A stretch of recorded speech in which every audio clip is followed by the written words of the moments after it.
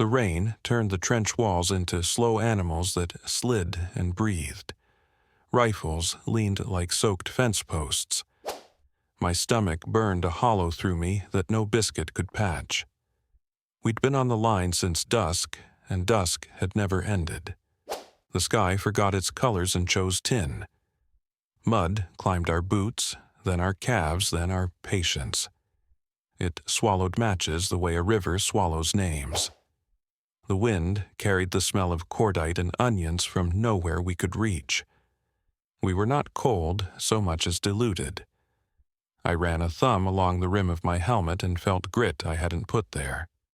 A shell the week before had chewed a sandbag, and the trench had digested the rest.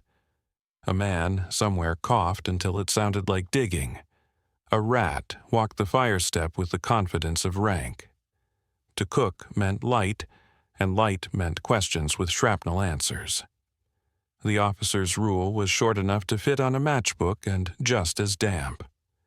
We wanted heat the mud could not read. We wanted food the sky would not report.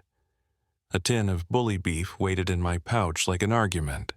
On top, a twist of tea and paper that tried to be dry by remembering summer. My mess tin stank faintly of last week's stew. Above, the parapet sagged with sandbags that leaked a faded beach into the ooze. The ground was heavier than thought. The rain persisted with the discipline of a career. A flare scraped up over no man's land, brief and dream bright, then fell like a tired angel. Our world collapsed again to muck, breath, and the ache that hides behind the ribs. The mud listened and learned our hunger. In silence. Hunger makes mistakes cheaper to buy. The trench made certain they were expensive to survive. The unseen enemy did not wave a flag. It arrived as water that climbed inside boots, then sleeves, then the seams of thought. It arrived as the rule that forbade smoke. Flames have a voice you can hear from killing distance. The night we learned to cook without one began with the rain's steady handwriting on our shoulders. A candle would spit and drown. A twig would hiss, then confess us. The mud made a promise to any heat careless enough to appear. I will eat you. The ground drank sparks. It pulled warmth into its endless appetite and left us with steam thin as apologies. The wind trained down the traverse like a rifle barrel and bled what courage a match could muster. We were left with metal, sand, and a hunger that refused explanation. I tapped the helmet at my feet and felt the answer move inside the question. Steel keeps a shape when the world won't. Sand forgets water before wood does. Mud cannot insult sand, it only darkens it. We needed a stove the earth would not notice. We needed heat that did not stand tall enough to be shot. We needed food that tasted like a decision. Across the trench, someone unrolled wire and listened for a reply that never traveled. I opened the tin key on the bully beef and let the lid curl like a tongue. The smell was blunt and honest, meat as syllable, fat as grammar. The rain applauded. The ground waited with its spoon. Somewhere a mortar coughed. The dark hung like wet canvas nearby. We had the makings of a fire that would never show its face. We were sunk into a French winter that claimed even the loudest days. The year belonged to artillery more than to calendars. Our company kept a sector where the parapet leaned, and the duckboards dreamed of being boats. Sandbags slumped like tired shoulders. The ground drank every rumor and returned it as mud. We learned to spell our names in clay. What we called a dugout was a roofed argument with the weather. Even the air had a taste. Old smoke, wet hemp, iron, and patience. Light discipline ruled our nights the way the chaplain ruled Sundays. Cooking meant flame, flame meant smoke, smoke meant arithmetic you couldn't win. The men who tried outside the rules left no recipes. We carried tins, dry tea, a whisper of pepper somebody loved too much, and the hunger that wore issues with your boots. Helmets protected heads when shells agreed, otherwise they were pans, wash basins, stools, buckets, moons you could hold. In mud, your tools become whoever is willing. Why we needed a trick was simple and unsentimental. Wet rations punish morale. Hot food rescues judgment. Tea steadies counting hands. You can talk yourself around fear, but not around an empty belly. Orders had hours, hunger had minutes. The rain pretended forever. If we showed smoke, we invited questions asked by shrapnel. We had heard rumors from a fatigue party that had patched a support line near the canal. They'd dried boots without a flame by courting the wind. They'd cooked fish with nothing but a shovel and patience. Somewhere, someone had fried an egg on an engine cover. Methods move between soldiers the way folk songs do, losing their accent and keeping their tune. That night, ours found its voice beneath the mud's heavy ear. We tried the usual prayers first. A trench candle guttered under a ration tin, brave as a moth and just as brief. The flame licked the lid, coughed once, and surrendered to a bead of water that had waited for applause. We knelt like locksmiths at the problem and turned every pick we knew. Kindling arrived as splinters shaved from a smashed crate, then died as if the rain had deputized itself priest. Matches sulked into black curls. Fat would not melt. Tea leaves smelled like regret. I spread my greatcoat on the fire step and turned the helmet in my hands like a bowl that might answer if asked. Steel is stubborn but honest. It tells the truth of heat through your palms. Sand slid in from a torn bag, dry where the interior had stayed above the line of leaks. It ran like a poor cousin of water. I poured a low hill into the helmet and shook it level until the grains settled with a hush like a congregation. The bully beef oozed onto the mess tin lid with a sound that remembered kitchens. Fat glistened, primed to betray us if it smoked. We needed a way to warm without announcing. Mud eats flame, but it loves to hold heat it cannot swallow. I clawed a shallow basin into the parapet's foot, a saucer in the earth, lined it with a double handful of sand, and set the helmet upon that bed. The trench became a laboratory of stubbornness. Wind slid along the trench like a dog smelling meat. The candle's nub went under the helmet's lip, protected from the sky's scorn. Heat rose into the sand. The sand began to remember deserts. The mud took nothing but our kneeling weight. The turning was not a roar. It arrived as a quiet change in the metal's breath. The helmet warmed without boasting. The sand became an instrument. I pressed a knuckle to the rim and felt a promise rather than a burn. The trick had 3 truths.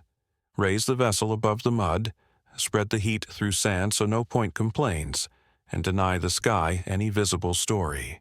The candle, buried in shadow, licked at the helmet's belly. The sand carried that lick outward with the discretion of an old friend. I made a hollow in the sand inside the helmet, a small nest, and set the mess tin lid into it so the metal met heat on all sides like a handshake. The fat in the beef surrendered slowly, not erupting but agreeing, turning clear as a polished memory. No smoke. Only a faint animal sweetness that the night could not testify to. We fed the tiny flame with shaved wax, a knob of candle fat the size of a bean. Everything noisy stays small when it must live. The tea tin, dented and loyal, perched at the edge of the helmet where the sand's warmth thinned into patience. Water shifted toward steam without a single boast, the lid rattling once in appreciation and then behaving. The trench breathed with us. A flare wandered elsewhere. Rain softened to a rumor. Heat turned ordinary, which is to say miraculous. The helmet was not a pan. It was a sand stove that wore the night like camouflage. Heat moved sideways, not up. Food accepted the offer. The men nearby pretended not to watch. The mud did not see what we had made of it. For the first time that week, our hunger believed in morning. We learned the rhythm like a drill instructor you prefer to obey. Sand first, 2 finger breadths deep across the helmet's belly, tamped gently so the grains knit and hold. A shallower crescent near the rim made a cooler bench for tea or bread. Lift the helmet on a saucer of sand to keep the ground from drinking heat like a thief. Feed the hidden candle with what the quartermaster never issued. Trimmings, stubs, wax salvaged from a church whose saint understood soldiers. No flame should stare at the sky. Fat rendered under the sand's even hand. The beef browned where patience and metal agreed. A strip of bacon hissed politely. We learned to bury a raw potato, coin deep, and let it think slowly about being food. Tea took its time, and then forgave us. The helmet's chin strap looped around a bayonet stuck in the parapet kept the bowl level when the trench shivered under distant arguments. Sand is a kind teacher. It scolds by slowing, not burning. We passed bites like prayers, one mouth at a time, steam barely a whisper that turned to mist and lost its memory. Nothing tall, nothing bright. A stove a rat could walk past and ignore. After, we scraped the sand to find the fat's dark signatures, then stirred those streaks into the next meal so nothing flavored went to waste. The helmet cooled without complaint, went back to being armor once the sky remembered our names. The method hid inside routine. The ground that swallowed fires had been persuaded to keep our secret. Night took the hint. Rain thinned. Hunger lost its swagger and sat down quietly beside us. Word traveled in the language soldiers trust, seeing someone eat. Support trenches adopted the sand stove before dawn had counted itself twice. By the next week, reserve lines hosted helmets lined with river grit, canal silt, crushed brick, any mineral that forgot smoke. An engineer swore by powdered chalk from a smashed school wall, white as absolution, soft as a blessing. In a sap that crept toward the enemy's wire, a night crew warmed tins with the same modest glow, and the listening posts heard only wet wood shift. Elsewhere, in deserts that made our mud seem like a mercy, men banked hot sand in helmets to cook bread without flair or boast. In mountains, scree served where sand could not, small stones making a heat well that treated fat with respect. On ships, old salts nested mess pans in dry ballast and let a lamp do what the wind despised. The method did not ask for permission from geography. It rented what the earth had to spare. After the armistice, a mechanic in a city with broken windows taught a soup line to use a washtub, sand, and lamp oil to simmer without drawing raids. On a prairie, a mother set a kettle into a pan of sand atop a grudging stove, spreading heat so porridge never caught. In an alley, a vendor balanced a brazier beneath a bowl full of sand. Pastries crisped evenly, while smoke forgot how to give directions.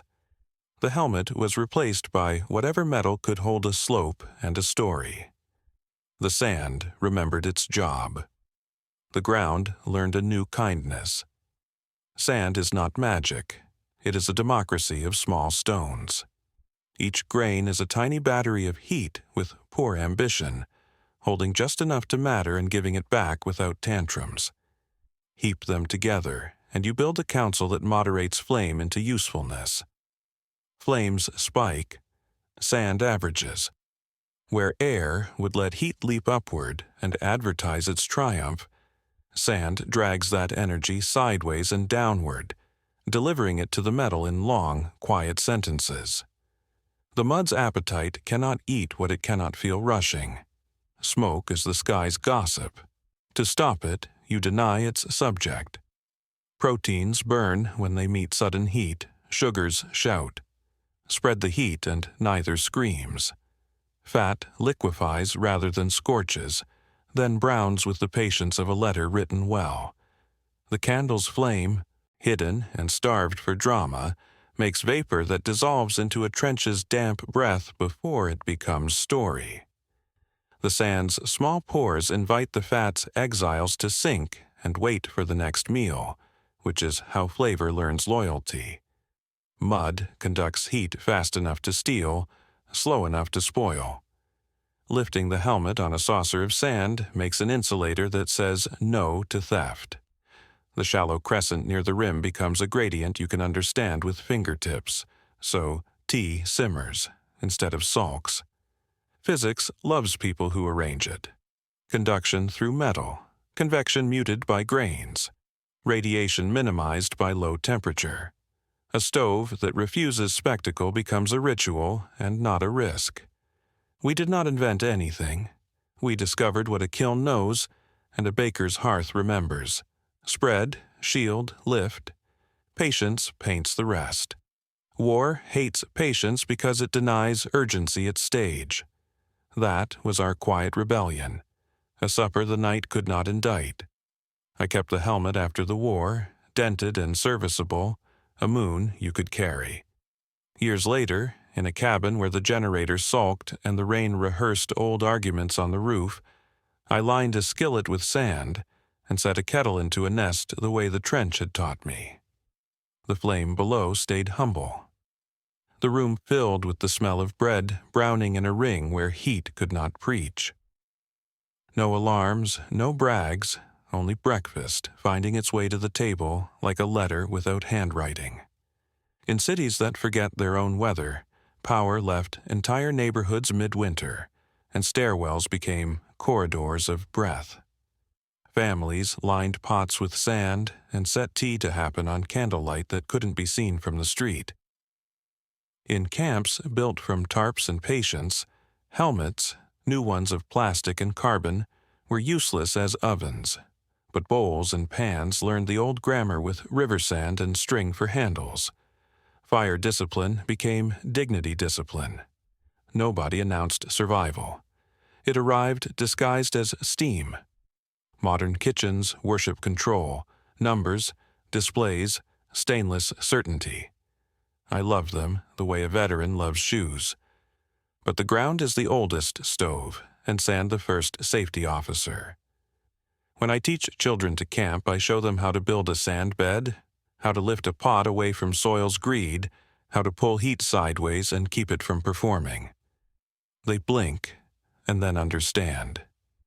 You can be gentle and still eat. The helmet on the shelf keeps its silence. Inside, a spoon lives like a witness. Some nights I hear rain and feel the trench again, the hush, the patience, the small, unarguable victory of tea made without a single boast. The ground remembers, and so do I. I think about the men who never learned the trick in time, and it makes the tea taste different. A method is only as immortal as the mouths that carry it. I pass it along with the same quiet we used when we were young, not because secrets make us important, but because understatement keeps us alive. Sand in a pan, pan on sand, heat with no, pride, food with no smoke. It is an ethic disguised as a recipe. In the city, a storm will cut the lights. In the hills, a stove will fail. On a border, a patrol will need supper and silence at once. This is not nostalgia. It is respect for the oldest transaction between hunger and ground. Spread the heat, shield the flame, lift the vessel. Taste patience. The helmet that once took shrapnel now hosts onions that turn sweet without speaking. The ground that used to pull us down now helps us rise. When the kettle begins to murmur, I remember the trench's long breath, the way rain lost interest in us once we arranged ourselves correctly. I pour into a cup that chipped in a friendly accident, and the steam is shy. The night stays out of the window. The method holds, a modest bridge between mud and meal. If stories like this remind you what endurance really means, subscribe and keep these lessons alive. I set the kettle back into its nest and watch the grains settle, each one an ember that forgot drama and learned work. The room keeps its own counsel. The spoon waits in the helmet and says nothing. Outside, Rain tries all its old keys and finds none that fit. We never owned a stove, yet, somehow, the ground became one.